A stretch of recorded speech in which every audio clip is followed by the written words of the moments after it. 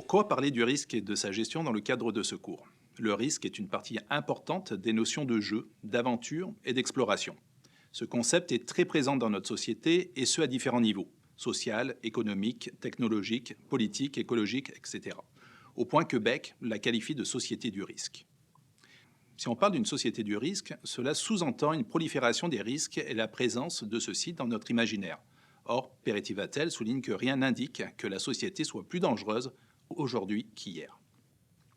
De son côté, Le Breton constate qu'il existe un écart entre le souci politique de réduction des risques d'accidents, de maladies et la recherche individuelle de sensations fortes, de stress, et qui marque en profondeur l'ambivalence de nos sociétés.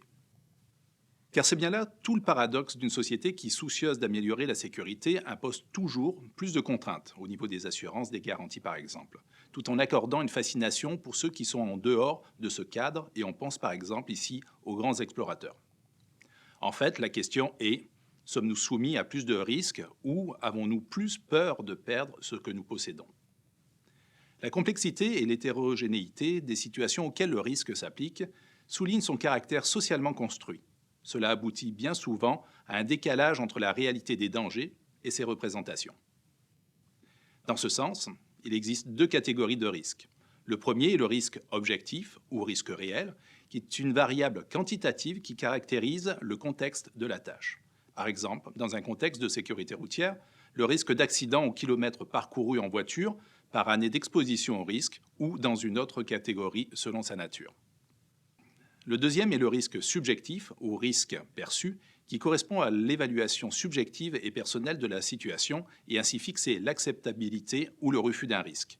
Par exemple, une personne qui pense que faire de l'escalade est très dangereux.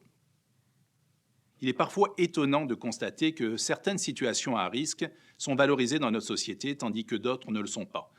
Par exemple, les sports extrêmes sont très en vogue depuis les années 90 et intéressent un large public, tandis que permettre à un jeune de grimper dans un arbre, dans une cour d'école, l'est peut-être un peu moins. La tolérance au risque, c'est-à-dire les limites acceptables que je me fixe, consciemment ou inconsciemment, guideront mes comportements face à des situations jugées comme potentiellement dangereuses.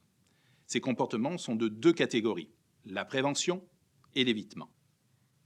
La première renvoie à l'aménagement du milieu, ce que nous appelons rendre le milieu inoffensif, voire aseptisé, et vise à supprimer ou à diminuer la gravité d'un éventuel accident. La deuxième concerne les conduites à adopter en cas d'accident, c'est-à-dire essayer de supprimer le risque. Donc, il semble important que l'apprentissage d'une habileté risquée nécessite l'apprentissage des habiletés préventives et d'évitement. Mais cette tolérance au risque n'est pas la même chez tout le monde. En effet, la zone d'incertitude, ou habituellement appelée zone de sécurité, est très personnelle et teintée de nos expériences vécues, de nos représentations et de nos peurs. Seul ou accompagné, le jeune peut faire l'expérience d'explorer sa zone de sécurité.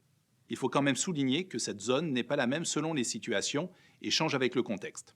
Je peux être très à l'aise à aller aux limites de ma zone pour une tâche plus physique, tandis que je resterai au centre pour une tâche plus intellectuelle.